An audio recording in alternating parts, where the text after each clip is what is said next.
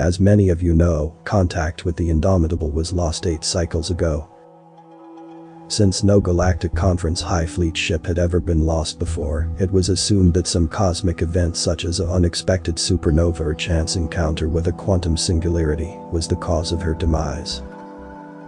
However, with the recovery of her log buoy, it can now be unequivocally confirmed that she was destroyed by a pre-FTL civilization.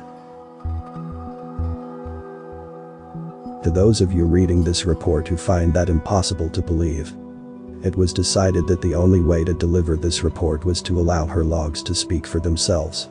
Attached below you will find not only the captain's logs, but also excerpts from the engineering and security officers. Only log entries that are associated with the loss of the ship are included in this report. Transcriber's note: the logs below are transcribed exactly as they were recorded by the original crew members. No editing or paraphrasing is used. The only difference between the original recordings and the transcription here is the removal of routine entries not pertinent to the demise of the Indomitable. The full transcription, including the non-pertinent entries, can be provided on request. Captain's log, Galactic Year 237,803.551. Sensors have detected processed metals in deep space, far from any Galactic Conference outposts. We have set an intercept course to determine the source of our sensor readings. Captain's log, Galactic Year 237,803.553. The source of the sensor readings has been located. It is a primitive sublight probe from a pre-FTL civilization. The probe has been brought on board and examined. Close inspection of the probe has revealed its origin far easier than we would have ever considered possible.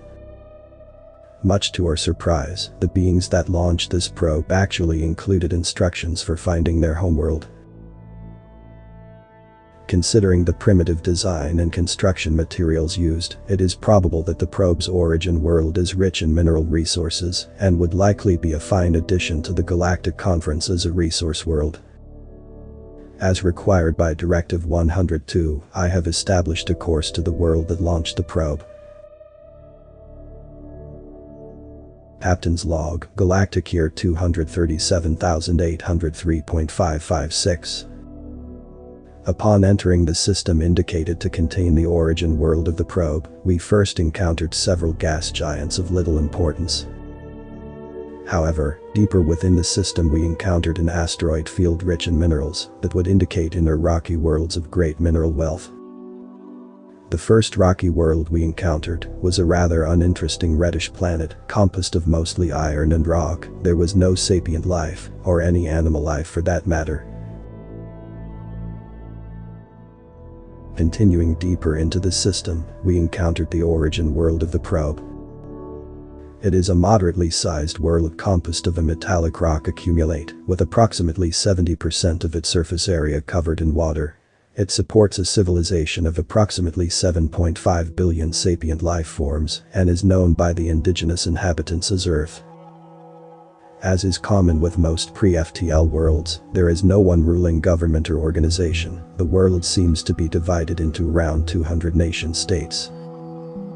However, closer examination has revealed that 3 to 4 of these nation-states seem to hold great sway over the rest of the planet.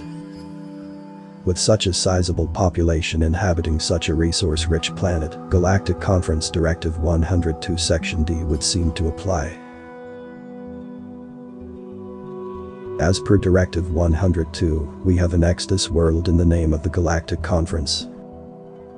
Communications have been established with the governments of the aforementioned major nation-states.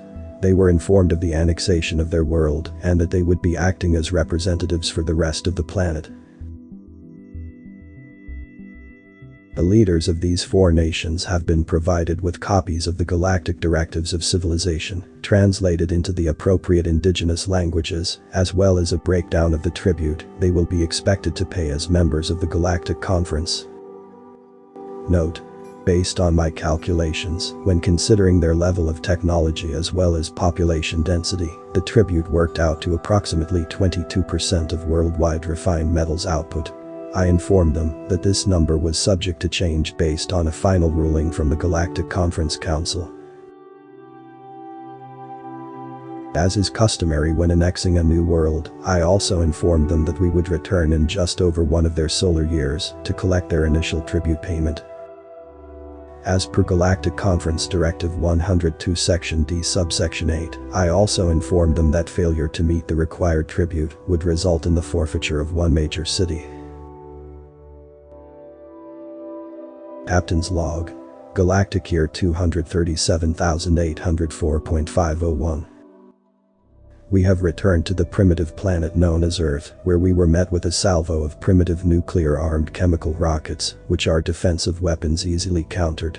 Such a first response to annexation has been seen before and was not completely unexpected. Following their attack, and as per Directive 102 Section G subsection 11, a large centrally located city was targeted as a show of force. A single null matter bomb was detonated, disintegrating the city and surrounding area. Based on their own population reports, I estimate casualties to be approximately 2.5 to 4.5 million. After the deployment of the null matter bomb, I reiterated the particularities of Galactic Conference Directive 102 and informed them that we would return in one more solar cycle to collect their tribute, along with a late payment penalty. They were also informed that any further resistance would result in the loss of 2 cities, as well as a doubling of their required tribute for the next 20 solar cycles. Captain's Log. Galactic Year 237,805.700.